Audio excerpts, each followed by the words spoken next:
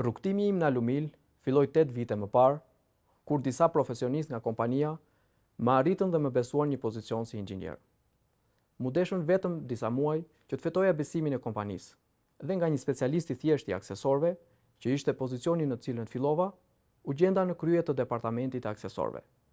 Pas një hezitim, u futa menjëherë në punë, dhe pas disa trajnimeve që kalova, në pozicione të tjera, si menaxher produkti apo menaxheri rrjetit të magazinave.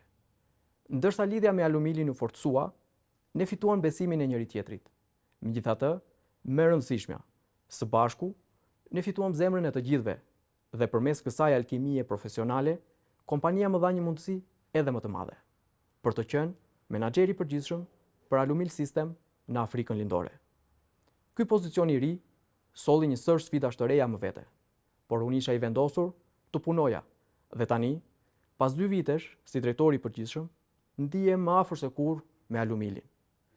Nëpërmjet këtij udhëtimi, besimi dhe integriteti, me ide të reja të panumërta për ta ngritur sa më lart Alumilin, u krijua një pseudonim.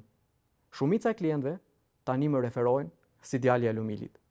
Ky pseudonim i gjallë ripohon ndjenjën time të krenarisë që janë pjesë e një familje kaq të madhe dhe dinamike.